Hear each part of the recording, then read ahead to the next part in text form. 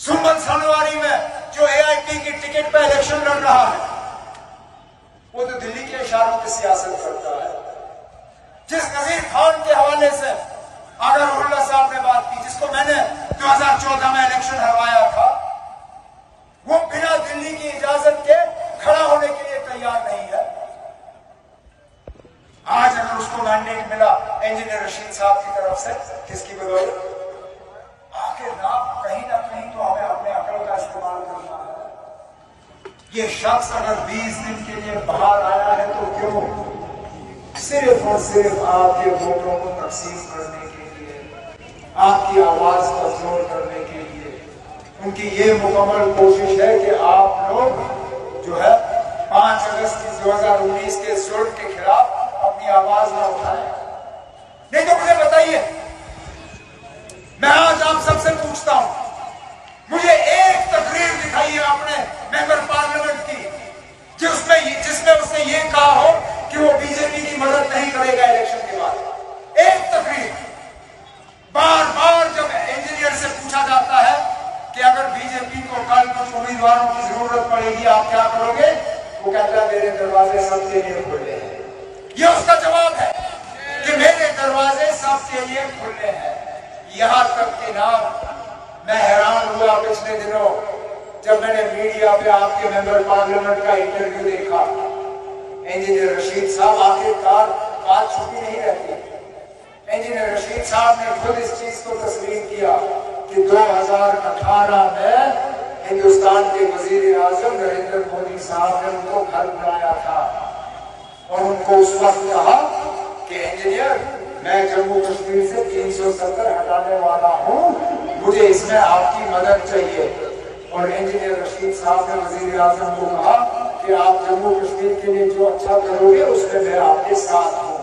लेकिन बात यह है, इंजीनियर रशीद साहब को 2018 में मालूम था कि यहां से 370 हटने वाला है। उसने किसको कहा, किसको बताया? और कुछ नहीं तो कम अज कम वो खुद एक वकील करते, सुप्रीम कोर्ट में जाते, कहते ना मुझे खतरा है कि यहाँ 370 को ये हटाएंगे, मुझे डर है कि यहाँ 370 को ये मरकजी हुकूमत हटाने वाली है। खामोश रहे, लगातार 1 साल के लिए वो खामोश रहे और 5 अगस्त 2019 को हमारे तमाम हकूकों से छीने गए। आज हमें अपनी जमीन पे हक नहीं, अपनी दरियाओं पे हक नहीं, अपने रोजगार पे हक नहीं, अपने जंगलों पे हक नहीं, अपने पानी पे हक नहीं। अगर इंजीनियर रशीद साहब उसका 1 साल में कुछ करते, मुमकिन है आज जो आप लोग ये बैनर लगा के बैठे हो ना, restore statehood, restore our dignity, हमारे हकूक वापस करो, हमारा रियासत हमें वापस दो, हमें इन चीजों की जरूरत नहीं पड़ती, उसकी खामोशी का हम खमियाजा भुगत रहे हैं। मरकज की साजिशों को हमने जनूबी कश्मीर में नाकाम किया, मरकज की साजिशों को हमने मरकजी कश्मीर में नाकाम किया। इंशाअल्लाह अक्सरियत वहां नेशनल कॉन्फ्रेंस और हमारे अलायंस की है। अब जिम्मेदारी शुमाली कश्मीर के वोटरों की है। क्या आप साउथ कश्मीर और सेंट्रल कश्मीर की तरह यहाँ बीजेपी की साजिशों को नाकाम करोगे? यही है, यही करता है, क्योंकि नहीं तो हम इस गलत से निकल नहीं पाएंगे। जिन रोजगार के हवाले से यहाँ बात होती है, जिन प्ले ग्राउंड के हवाले से बात होती है, जिस बिजली की परेशानी और बिजली के बिल्स के हवाले से बात होती है, जिस राशन के हवाले से बात होती है, जिस डीजी भर्ती के हवाले से बात होती है, वो तो तभी मुमकिन होगा जबकि आप अपने वोट का सही इस्तेमाल करोगे, जब अपने वोट से आप बीजेपी की साजिशों को नाकामयाब करोगे। अब हम हवा में बात नहीं करते जब हम कहते हैं कि यहाँ किसी न किसी तरह सबकी तार बीजेपी के साथ जुड़ी हुई है। 2014 में जब यहाँ नेशनल कॉन्फ्रेंस के खिलाफ एक नाराजगी थी, मैं मानता हूँ थी, हमने काम बेशुमार किए, लेकिन लोग हमसे मुतमईन नहीं थे। उस वक्त यही कलम दवात वाले निकले थे यही नारा लेके उन्होंने इलेक्शन लड़ा। क्या कहा कि बीजेपी को रोकने के लिए पीडीपी को जितवाना जरूरी है। उन्होंने वो नारा इस्तेमाल किया और जगह जगह यहाँ पीडीपी की कामयाबी हुई।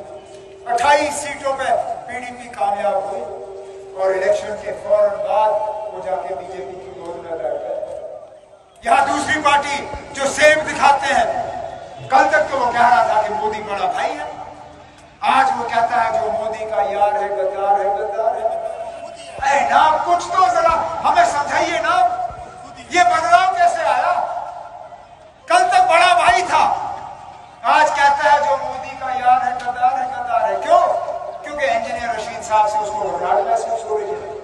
अरे जनाब, जो मैंने सुना है इंजीनियर रशीद साहब को पार्लियामेंट इलेक्शन की इजाजत दिलवाने में सबसे बड़ा हाथ तो इन सेब वालों का था। आज घबरा गए, आज घबरा गए, आज कहते हैं कि जो मोदी का यार है गद्दार है, गद्दार है। कल तो आप बीजेपी के साथ मिलकर हुकूमत कर रहे थे, कल तो आप इन्हीं लोगों का एजेंडा चला रहे थे, कल तक तो आप इन लोगों से इनाम हासिल कर रहे थे। आपको गोवा और आरएसएस के हेडक्वार्टर में नागपुर में जाके इनके फंक्शनों को अटेंड कर रहे थे। इसलिए मैं आपसे मोहतबाना गुजारिश करने आया हूँ, आपकी डेवलपमेंट भी होगी, यहाँ तरक्की भी होगी, इंशाल्लाह रियासत का दर्जा भी हमें मिलेगा। हम अपने वकार, वजूद, पहचान, इज्जत, इन सब चीजों को दोबारा बहाल कर पाएंगे अगर कि आप अपने कीमती वोट का सही इस्तेमाल करके पहले